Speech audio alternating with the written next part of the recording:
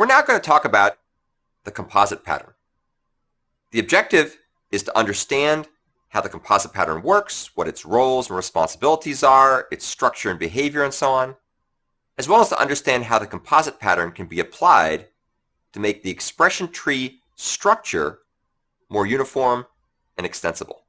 The purpose of using the composite pattern is to define the key internal data structure for the expression tree. And we're going to use this in order to simplify adding new types of nodes as well as new node operations to the expression tree. Let's first give a little context. For our expression tree processing app, we want the design of the expression tree to reflect its so-called physical structure.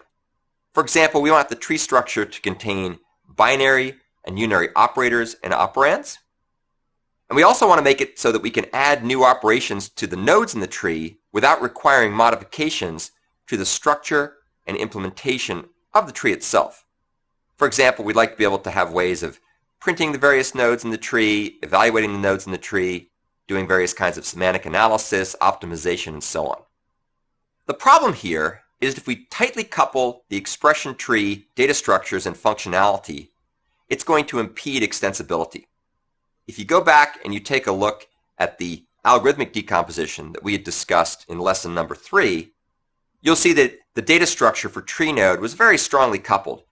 There was connections between the unary nodes and the binary nodes and the leaf nodes. It was all glommed together. And as a consequence, it was hard to make changes, to add new types of nodes or add new implementations without breaking an awful lot of what was already there.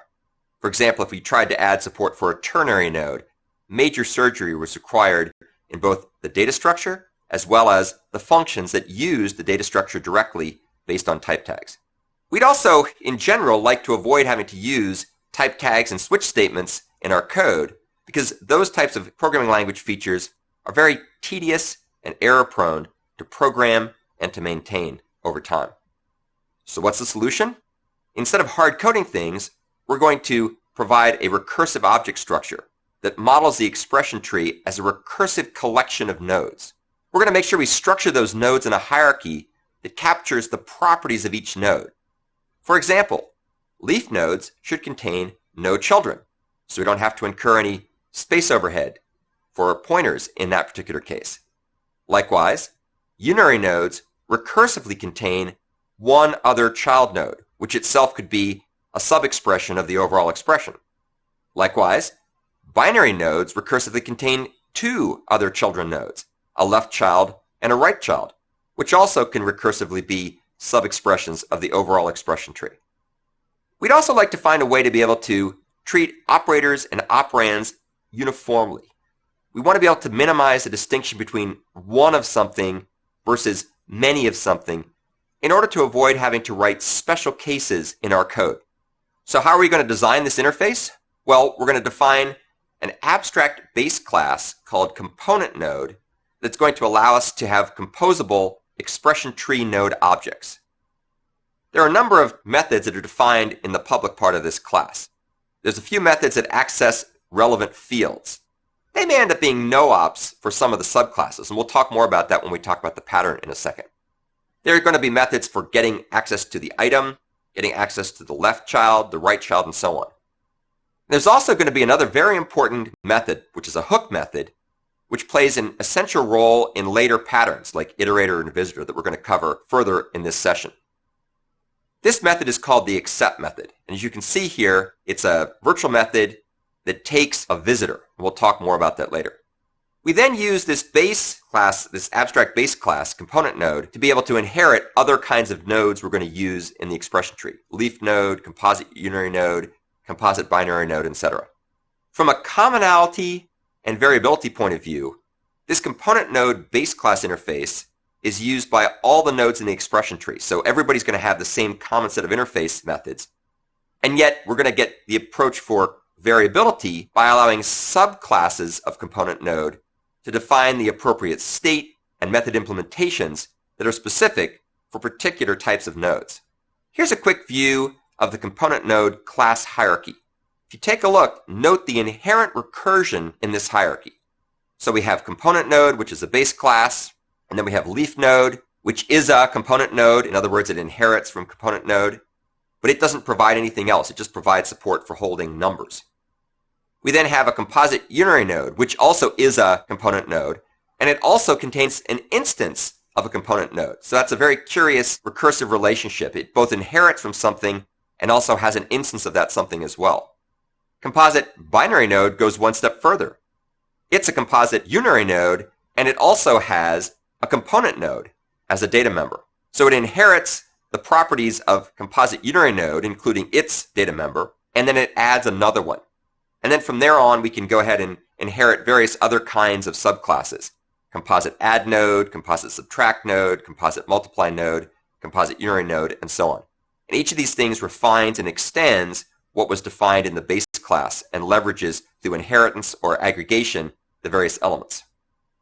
Of course, there are different ways to define this inheritance hierarchy. We don't have to have composite binary node inherit from composite unary node. It could inherit directly from component node. We're simply doing this as a way to reuse code.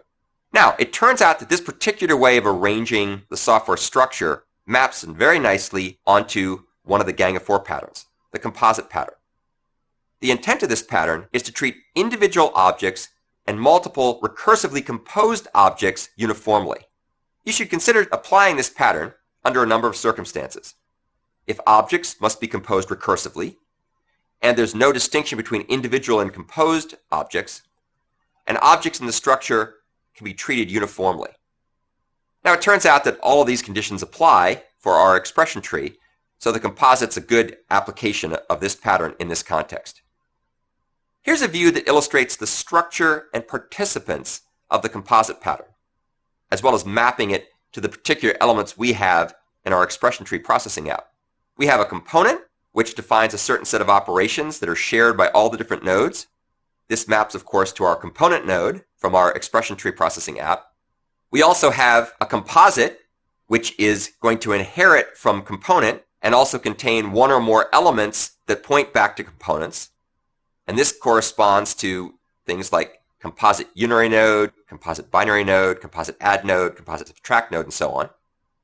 And then we also have a leaf node, which inherits from component, but it doesn't have anything else. It's basically the edge of the tree or the edge of the abstraction. In our particular case, this maps nicely onto leaf node, which is at the edge of the expression tree and contains no other children. So that's an example of how we can map the generic structure for this pattern in the Gang of Four book onto the actual elements in our expression tree processing app. Let's go ahead and take a look at how we might apply this pattern in the context of Java. So what we can do is we can build an expression tree based on recursively composed objects. For example, we can go ahead and make a number of different leaf nodes that correspond to the values 5, 3, and 4. These, of course, are all component nodes. And then we can go ahead and we can create ourselves some composite nodes. We can create a composite negate node, which negates the 5. We can create a composite add node, which adds together the 3 and the 4, and those things get grouped together. And then finally, we can group all of those to create a composite multiply node, which is composed of the composite negate node for the number 5, as well as the composite add node, which adds 3 and 4. One of the nice things about using Java, of course, is it handles dynamic memory allocation automatically, so we don't have to think very hard about how we're going to free up all this memory when it goes out of scope.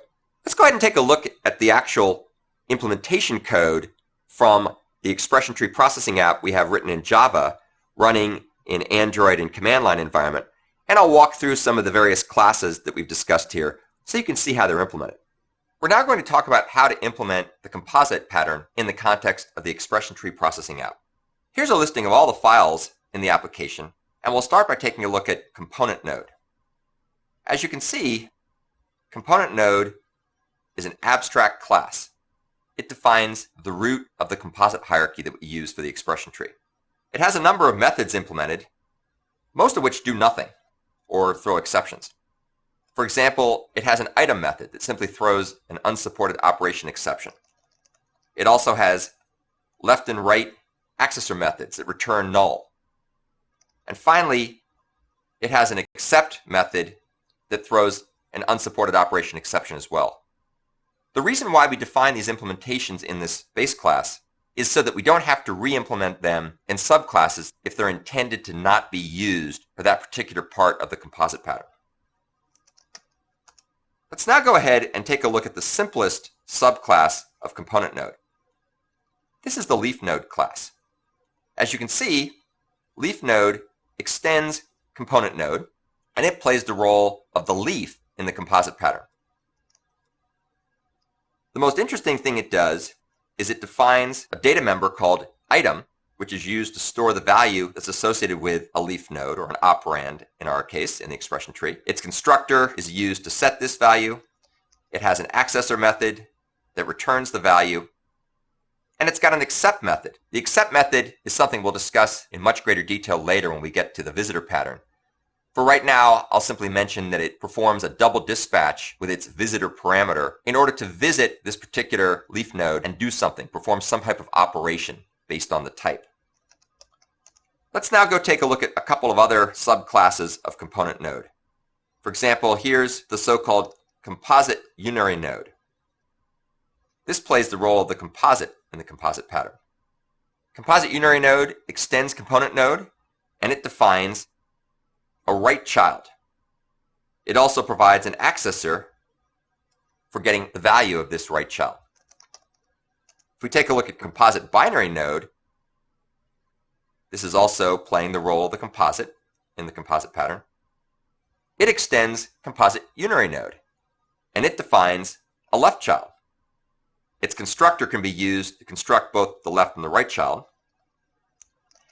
and it has an accessor that returns the value that's the left child. Let's take a look at a couple of subclasses of binary node. Here's an example of one. This is composite divide node. This is a composite binary node. Its item method returns the symbol for division, and its accept method simply does that double dispatch we were talking about before. Here's yet another example of a composite binary node. This is composite multiply node. Composite multiply node extends composite binary node. Its constructor is used to assign the fields. Its item method returns the multiply symbol, and it has an accept method that does a double dispatch. So you can see all these different implementations are fairly straightforward. They correspond one-to-one to the elements in the gang of four pattern, and we use them to define the meaning of the composite that's used to store the value of an expression tree.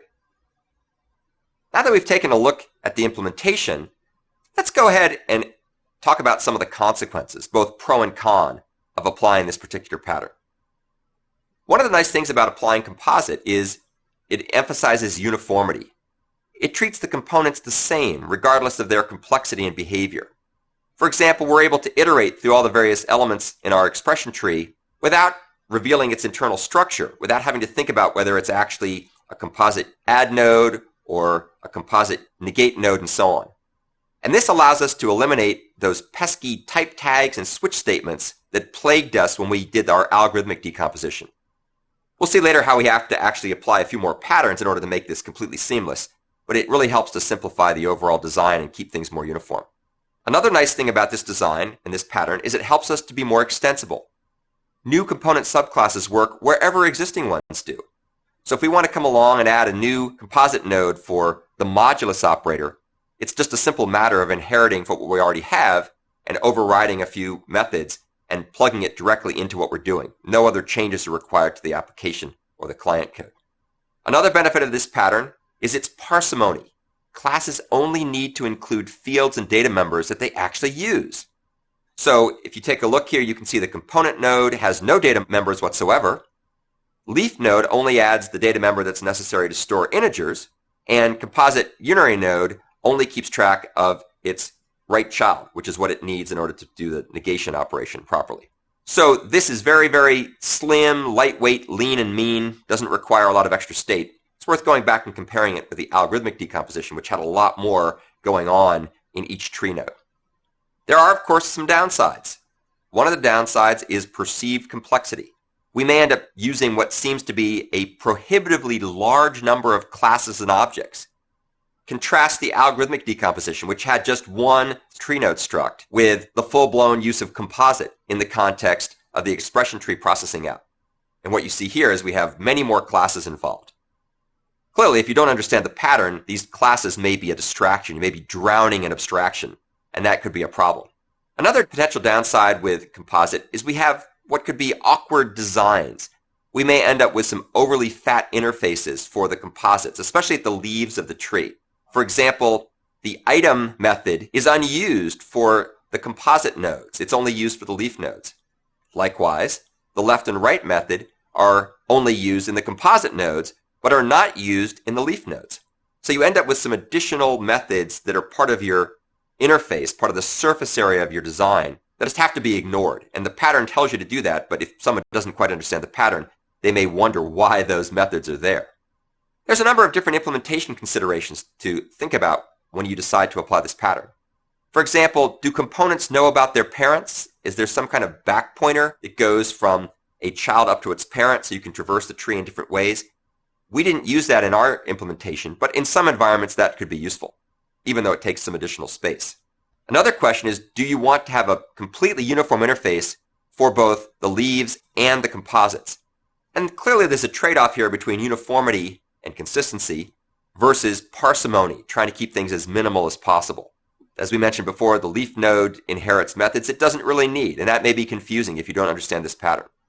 Another implementation consideration is to make sure not to allocate storage for children in the component superclass, in our case in the component node. This was a big problem we had with our original algorithmic decomposition, where we had a tree node that had everything glommed together, and so you always paid the most overhead, even if you were working at the leaves of the tree, which should have the least overhead. So it's a good idea to keep the superclasses, the base classes, very, very lightweight. Another implementation consideration, who is ultimately responsible for deleting children? Is it the parent that's responsible? Is it the child itself? And there are trade-offs here, and you may want to have different variations and different options for different circumstances where you want to control sharing and copying of these various entities. There are a number of interesting known uses for composite. Many user interfaces, graphical user interfaces tend to use them. Java AWT uses it in a variety of places. It's also used very heavily in directory structures for operating systems like Unix and Windows, where you have recursive directories, where you have folders that contain either files or subfolders, or directories that contain either files or subdirectories. So it's a very recursive composite-like structure. In the context of Corba, which is a popular distributed object computing middleware from the 90s, there was something called a naming context, which also was very similar to a recursive directory hierarchy in Unix or Windows, where you had contexts and various leaf objects, and you could traverse through those things in various interesting ways. So this is a very, very widely used pattern, and one that I find common in many different contexts that I apply in my actual practice. So to summarize, the expression tree processing application uses composite to enhance the uniformity and extensibility of its key internal data structures. As a result, adding new nodes, adding new types of nodes, adding new operations on nodes is greatly simplified.